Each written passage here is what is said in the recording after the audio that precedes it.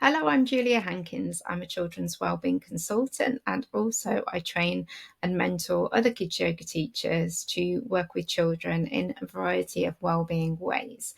And so today I'm going to be talking all about dealing with overwhelm, and the reason why is because I am personally feeling that myself. And so this video is as much a message to me as it is a message to you. And I just want to acknowledge that sometimes in our businesses we can be really overwhelmed. And I just want to share with you some strategies, some things that I'm going to be putting in place for myself to help me deal with how I'm feeling right now. And I'm just sharing it in case you experience these feelings too, and in case it can be useful to you too. So for background, this is the summer term in the UK, and this is my youngest child's final term in their primary school. So this means that we're dealing with all of the kind of end of year stuff at primary school, and also the end of school stuff of that primary school, and at the same time all of the stuff for secondary schools, so kind of joining a new school, all of the documentation that goes along with that, all of the transition stuff that goes along with that, and also we're neurodivergent, so those kind of things can be problematic. Filling in forms is quite stressful for me. Dealing with change is quite stressful for my family. So there's that. My eldest child is in the middle of a Duke of Edinburgh award, so they are doing lots of expeditions at the moment. There's lots of kind of preparations for that and dealing with all of the organisation around that. Also, summertime tends to be one of my busiest times because of all of the sports days that there are in school. So as well as my usual regular contracts, I'm also working in 3 other schools for random extra things this month. And so that feels like a lot. Feels like a lot. And that's not even counting, just usual run-of-the-mill daily life stuff that happens within a family, my husband working away, all of those kind of things. It feels like a really busy time for me. And yeah, I just thought, let me just think about what I'm going to do for myself and perhaps share that with you too. And so first of all, my body comes first. That's my number one priority, is my body. And so I firmly believe that an organized nervous system is the kind of root way to success for me, and well, for everyone, I think, as well. So ensuring that I have what I need in my body to be regulated and to be present for my family and for myself is really going to help me. So the things that I will be focusing on is water, having enough of it, always having a bottle by the side of me, sipping it, washing in it. If I get the opportunity, swimming in it, perhaps. So yeah, water is really important. Washing my hands, cooling my face. And that's something that's really simple and easy to do. Even if I am teaching, I can just go to the toilet and run my hands. I love to run my wrists under the cold water tap to cool me down, and to wash my face in cold water. And so water, for me, is really, really supportive and grounding. I'm also going to be thinking about what nourishes me. I find that I always get drawn to sugar at times like this. I don't have caffeine because caffeine gives me migraines, but I am pulled to sugar. And so I've noticed that over the past few days I'm there with chocolate bars, and there's nothing wrong with that. It's an enjoyable, nice snack. But I found that actually it's not really supporting me, not really helping me. And so what I will be doing when I finish this video is going and prepping some snacks in little snack boxes for me, so that I can just pick up and take them on the go. Things like boiled eggs and things like that that are actually going to give me a bit more nutrition for when I'm needing it. So prepping snack boxes, prepping meals, and making sure that I'm feeding myself, that's what I'm going to focus on. Also grounding. This is something that I have discovered about myself, is that when I walk every day, I'm incredibly lucky because I live really close, well, in fact, opposite some beautiful woods. And so I'm very lucky that each day I can go for a walk in the woods. However, I've discovered that when I am busy, I find myself not doing that. And actually, it doesn't help. It doesn't help me, because that time walking in the woods really helps me to just breathe, and put things in order in my head. And so for me, that's an incredibly grounding activity, being in nature, being in the woods, being in my garden.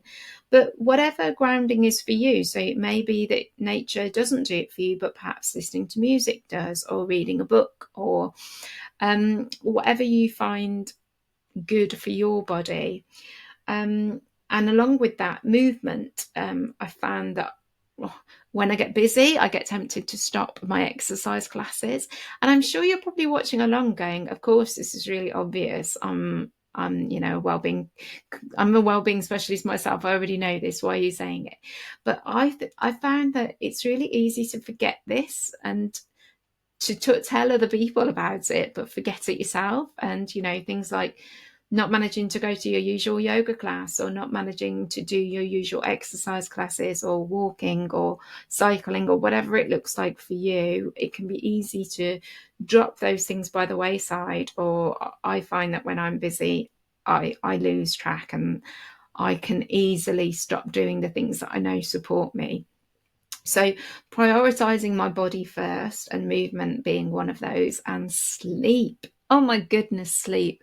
At the moment, my sleep is not brilliant. I've been going to bed too late. The kids have been going to bed too late, which has kind of left a knock-on effect. And I found that I've wanted to, I don't know, watch TV or even scroll on my phone late at night, which is really, I know it's not great for me, but I've been kind of leaning into that, because once the kids are in bed, I feel like I want a little bit of me time. And so I've been really getting into some really unhealthy habits, really. And so I'm going to be prioritizing sleep more, which is something I've been letting slip.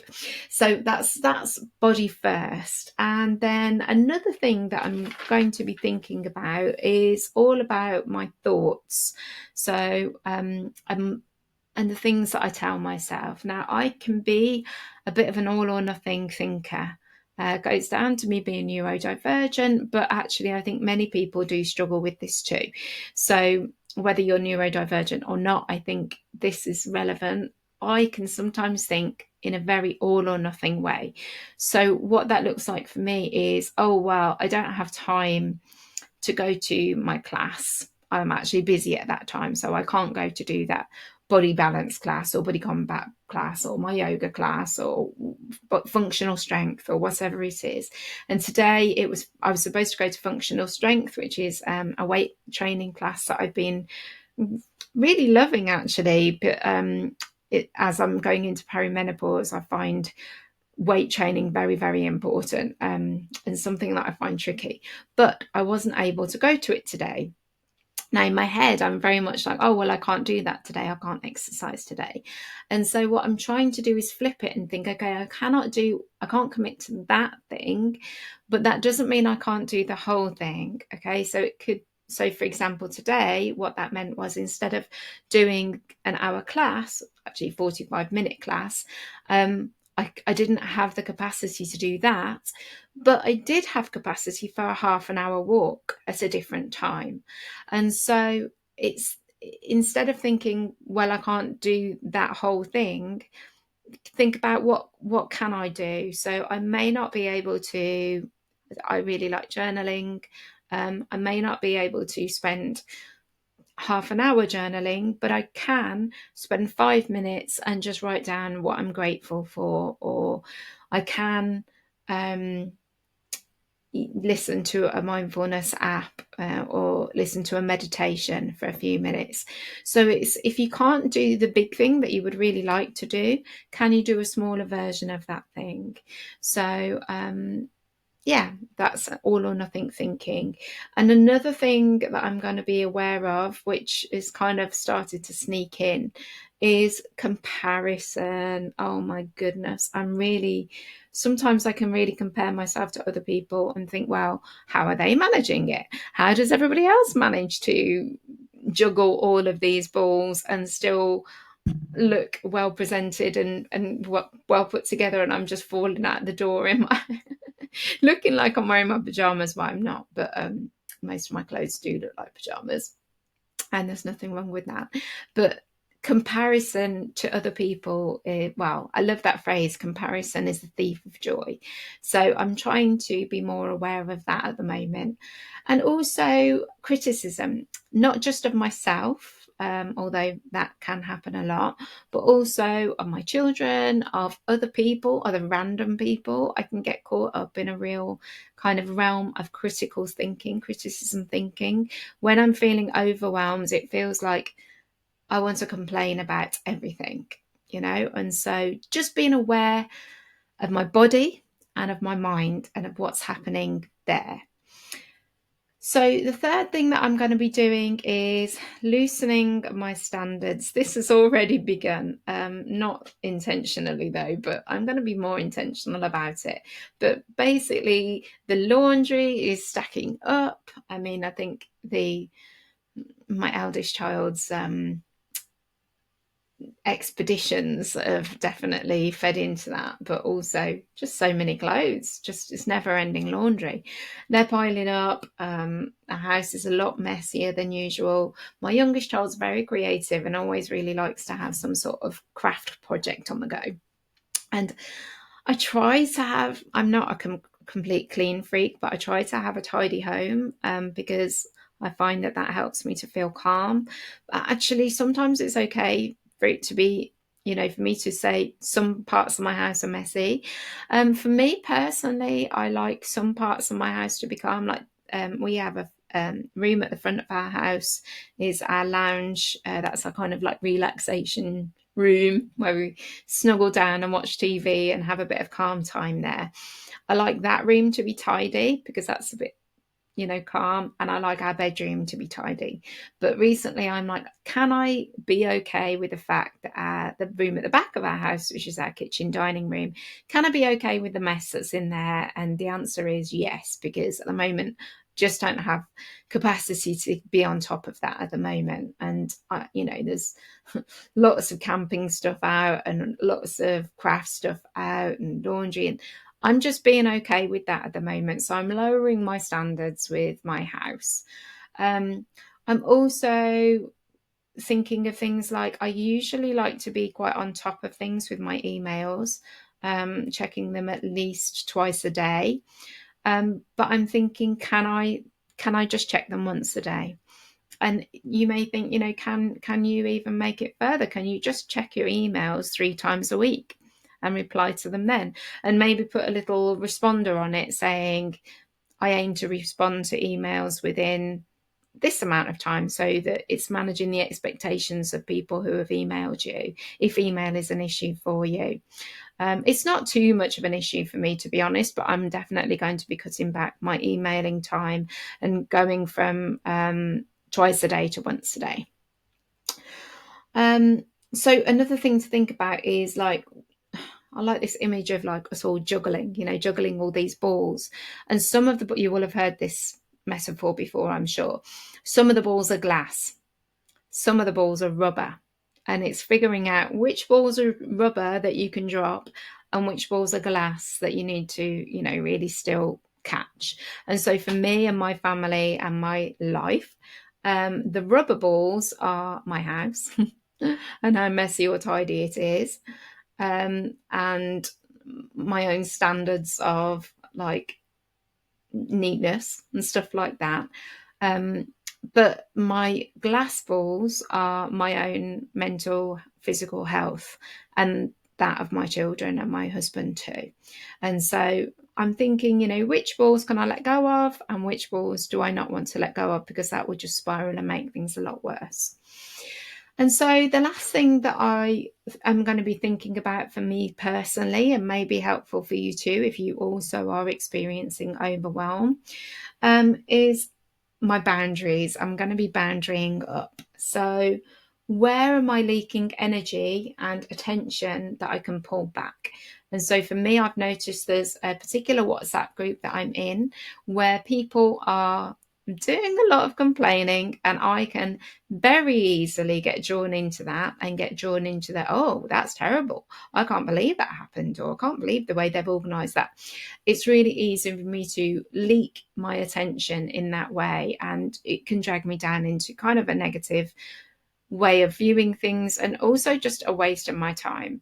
And so that particular WhatsApp group that I'm in, I have to stay in it because I have to interact with the people in there about organizing some stuff. But I can mute my notifications in there, and I can check it every couple of days or once a day or whatever.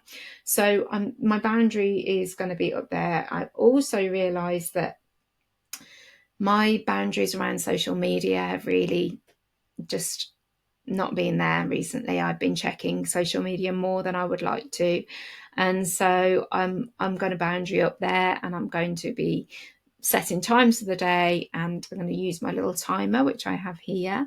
This is, I don't know if you can see that. This is a really fabulous little timer that I find very useful as a person with ADHD. And what you do is you set a little time like that, and say, right, I'm going to give 15 minutes to this particular task. And then when that 15 minutes is up, either it makes a little sound. Oh, that's really loud. Sorry. Either it makes a sound or it flashes to tell me that the time is up. And that helps me not get drawn into these things that are not very healthy for me. And so I'm going to be applying that to my use of social media. And also, I'm going to be trying to consider whether I'm saying yes to things that I don't need to say yes to, and just say no more. Just say no. I don't know if you remember that. Like, there may be some people watching this video that remember. I don't know if it was like Grange Hill or something like that, a TV program. And it was like, just say no, no, just say no. It's like a song about drugs. I don't know. Anyway, it makes me remember that whenever I say just say no. So those are my 4 things that I'm going to be focusing on to support me in dealing with the overwhelm that I'm feeling at the moment. Body first, watch what's going on in my mind. I can't remember it, loosen my standards or lower my standards, and boundary up. And so I hope that this is useful to you, and I hope that, yeah, something I said has landed in some way for you. And if it has, then I hope that you deal with the overwhelm that you may be feeling, or you may not be feeling it at all, and that's totally cool. I'd love to know your thoughts, and do share them with me, and let me know what you're feeling overwhelmed with at the moment. And also, don't forget that it's a Facebook group called School Yoga Teachers. Feel free to join it. And if you found this video useful, sign up to my newsletter where I share these videos weekly. So yeah, take care.